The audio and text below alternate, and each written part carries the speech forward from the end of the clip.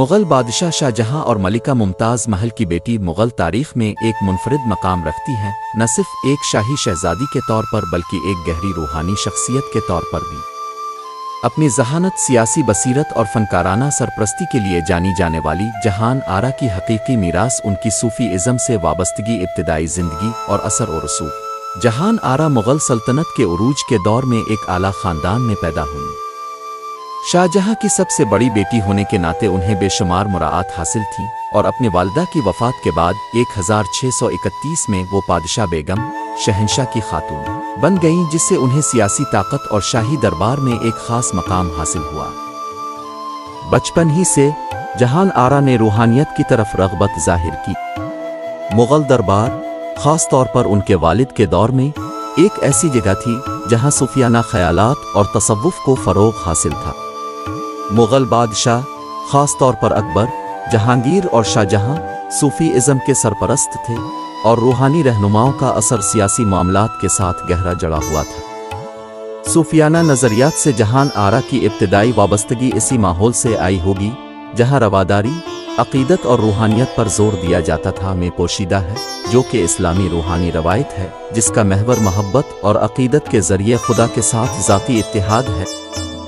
صوفی سلسلے میں شمولیت، ان کی قدیریہ صوفی سلسلے میں شمولیت ان کے روحانی سفر کا آغاز تھا۔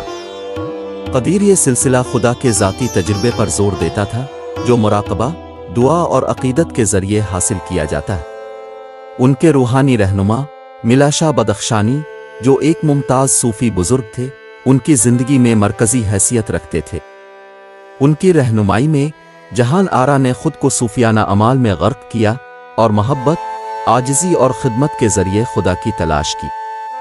1641 میں انہوں نے مونس الروا کے نام سے ایک رسالہ لکھا، جس میں ہندوستانی صوفی ازم کی ایک معروف شخصیت حضرت خواجہ معین الدین چشتی کی زندگی کا بیان کیا۔ یہ تصنیف نہ صرف ان کی روحانی فہم کی گہرائی کا عکاس تھی، بلکہ ان صوفی بزرگوں کے لیے ان کے احترام کو بھی ظاہر کرتی تھی جنہوں نے محبت، رواداری اور عالمی بھائی چارے کا درس دیا۔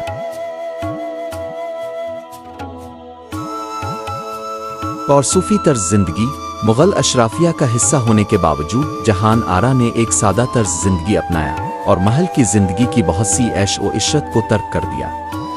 انہوں نے ایک پرسکون غور و فکر کی زندگی گزاری اور صوفیانہ زہد کے اصولوں کی مثال بن گئیں۔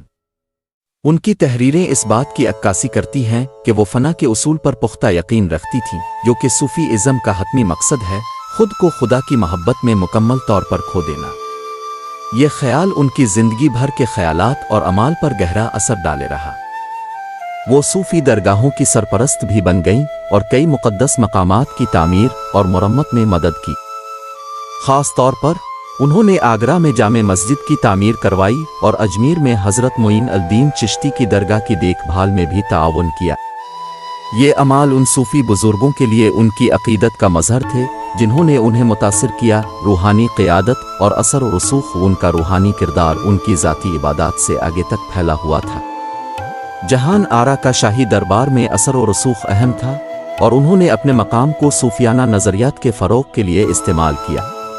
وہ خاندانی جھگڑوں میں مصالحت کار رہیں اور اکثر صوفیانہ تعلیمات کی مرکزی صفات یعنی رحم دلی اور معافی پر زور دیا کرتی تھیں۔ اپنے بھائیوں اورنگزیب اور دارا شکو کے درمیان جانشینی کی جنگ کے دوران جہان آرا نے دارا کی حمایت کی، جو ان کی طرح تصوف اور صوفیانہ فلسفے کی طرف مائل تھا۔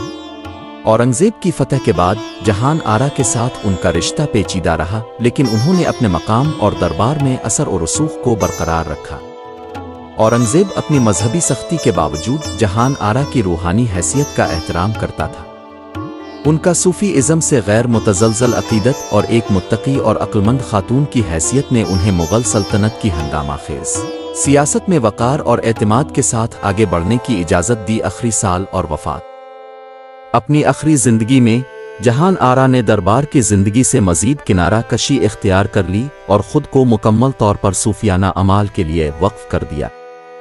انہوں نے شادی نہیں کی، جو ایک مغل شہزادی کے لیے غیر معمولی تھا، اور اپنی زندگی کو روحانی مشاغل اور اپنے خاندان کی بھلائی کے لیے وقف کر دیا۔ ان کا مقبرہ دہلی میں نظام الدین درگاہ کمپلیکس میں واقع ہے، جو ان کے صوفیانہ اقدار کی मेरी कब्र को सब्ज घास के सिवा कुछ न ढांपे, क्योंकि ये कमज़ोरों की कब्र के लिए बेहतरीन पर्दा है। ये कतबा इस आजिज़ी और सादगी की अलामत है जिसे उन्होंने सूफ़ी राहरों की हैसियत से अपनाया था। विरासत जहान आरा बेगम की ज़िंदगी इस बात का सबूत है कि सूफ़ी इज़्म ने उनकी दुनिया बीनी को गहराई से मुतासिर किया। मुग़ल शहज़ादी से लेकर एक मुअज़्ज़ज़ सूफ़ी बुज़ुर्ग तक का उनका सफ़र इस बात को ज़ाहिर करता है कि उन्होंने दुनियावी ताकत को तर्क करके रूहानी तकमील का इंतखाब किया। अपने सरपरस्ताना इक़दामात, तहरीरों और ज़ाती अमाल के ज़रिए जहान आरा ने हिंदुस्तान में सूफ़ी रवायत के तहफ़्फ़ुज़ और फैलाव में अहम किरदार अदा किया। उनकी विरासत आज भी सूफ़ी इज़्म की ज़िंदा रवायत में बरकरार है जो नस्लों को मुतासिर करती रही है। आज जहान आरा को एक ऐसी खातून के तौर पर याद किया जाता है जिन्होंने शाही हैसियत के बावजूद अपनी ज़िंदगी को अक़ीदत, आजिज़ी और खुदा की मोहब्बत के लिए वक्फ किया और सूफ़ी फ़लसफ़े की रूह को अपनाया।